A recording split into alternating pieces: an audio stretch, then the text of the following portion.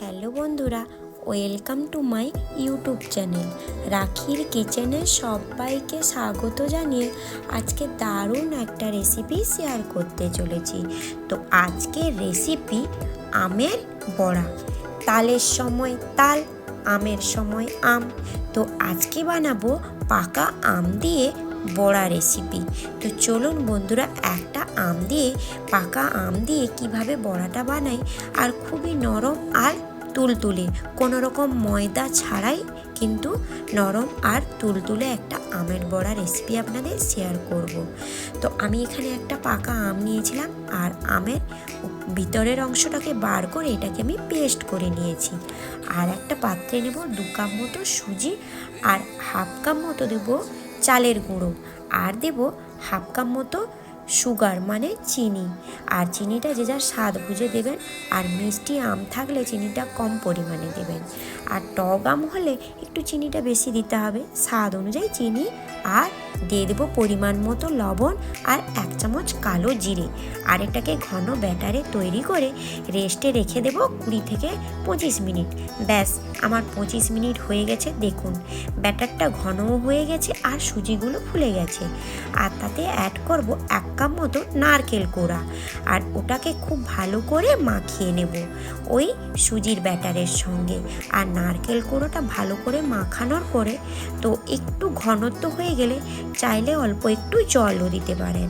তো এটা এইভাবে ঘন ঘন আমার হয়ে গেছে, অল্প একটু জলও দিয়ে দেব, আর দিয়ে দেবো 1 চামচ মতো বেকিং পাউডার।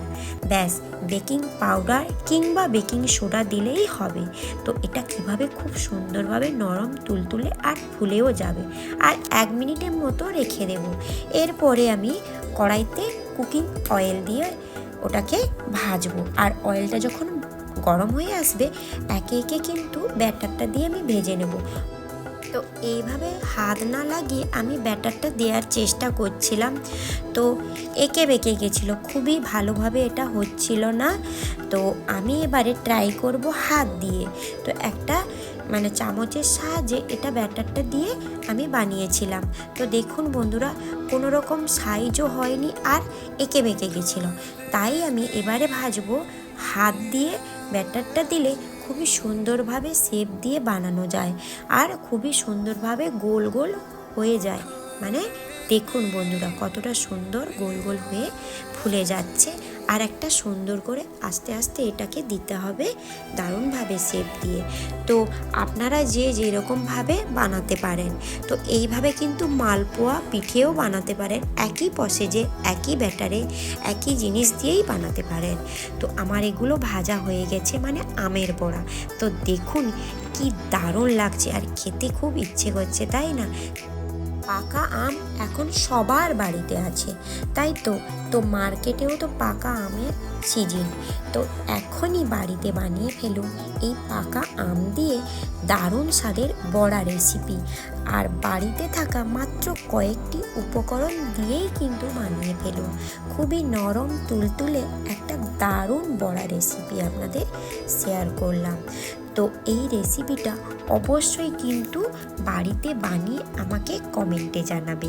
তো আমার রেসিপিগুলো যদি ভালো লেগে থাকে বন্ধুরা, প্লিজ আমার চ্যানেলটিকে সাবস্ক্রাইব করে দিবে, আর অনেক অনেক কিন্তু শেয়ার করে দেবে, আর ছোট্ট একটা কিন্তু লাইক করতে ভুলে যাবে না।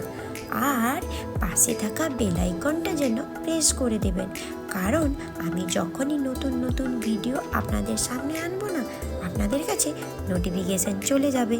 তো আজকের মতো এই পর্যন্ত। কাল আবার কোনো নতুন রেসিপি নিয়ে আপনাদের সামনে চলে আসবো।